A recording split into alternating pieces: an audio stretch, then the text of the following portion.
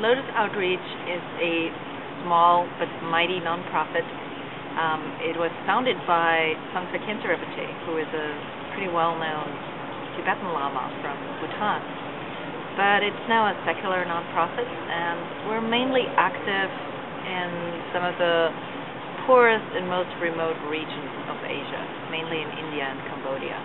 And our main focus is on education, especially empowering girls to get to school, which is not always an easy task because now theoretically schools are free in both Cambodia and India.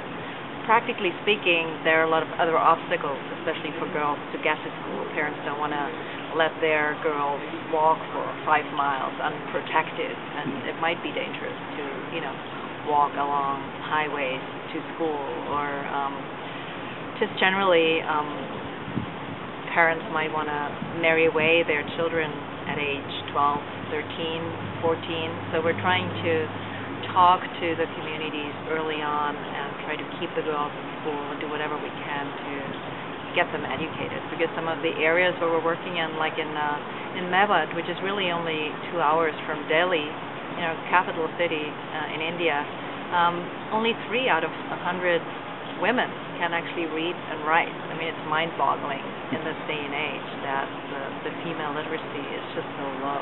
We're really looking whatever is needed to empower the communities there, and especially to empower the children to go to school.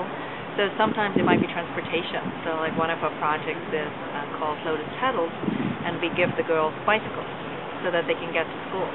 Another project is the Blossom Bus, where girls in Mewat get chaperones to school in small minivans, because otherwise their parents wouldn't let them out of the house without the safety of knowing they travel in a group with a trusted advisor. Sometimes it's clean water that's needed. Sometimes families and children are too sick to earn an income or to go to school, so maybe they need a well being built.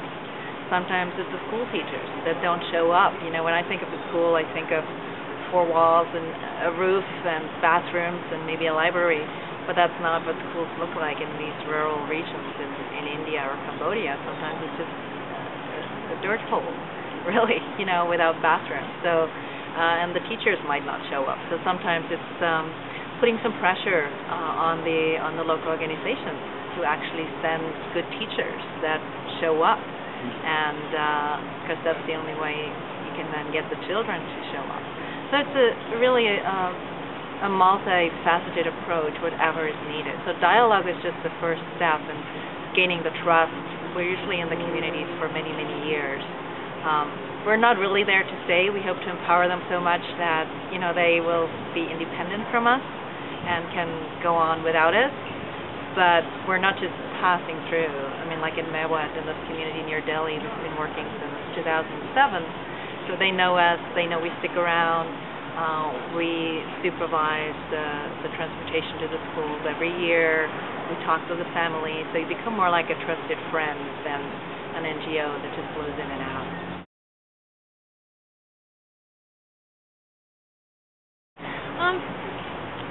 There's so much. Just for starters, go on our website, lotusoutreach.org. A lot of information about the project is there. Follow us on Twitter, friend us on Facebook. But also what I like to do is, I'm not rich, but I like to donate my birthday. I ask for donations instead of presents for my birthday or for Christmas. And it's so amazing, like some of these projects, it takes less than $100 to keep a girl in school for a year. So that's much less than what most Americans spend on groceries per week, right? So it's so easy, even with just a small sum, it goes such a long way. So usually when I donate my birthday, I get $800 or $1,000, and I know with that money I can keep another 8 or 10 girls in school. So that's a great birthday present, right? And that's something anybody can do.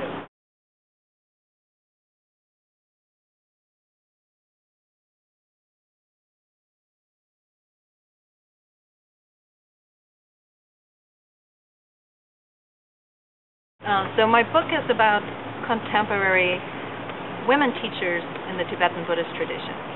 And the class I'm teaching about women in Buddhism is more broad in that we're looking at the different traditions, starting with, historically the first Buddhist women at the Buddha's time and what their challenges were, and what they had to go through to even be allowed to enter the Sangha and all of that.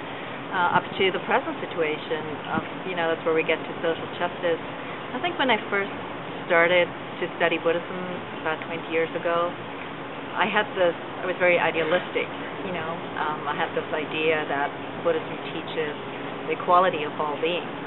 And it was kind of a shock traveling through Asia for a number of years to see that the reality looks very different, and that really Buddhist women, especially nuns, are among the poorest and the most neglected groups of people. And we're talking no health care, little access to education.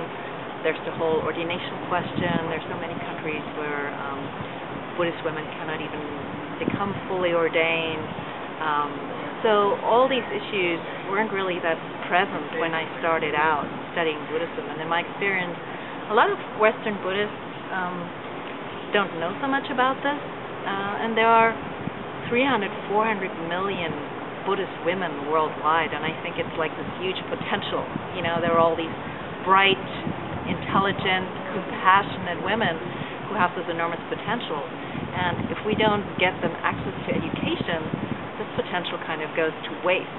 And if we do get them access to education, then I think it benefits everybody. It benefits the women, it benefits their families, their villages, their countries, and Buddhism as a whole, because Buddha wanted a thriving Sangha of both monks and nuns, laymen and laywomen. So there's a lot of work to do in that area.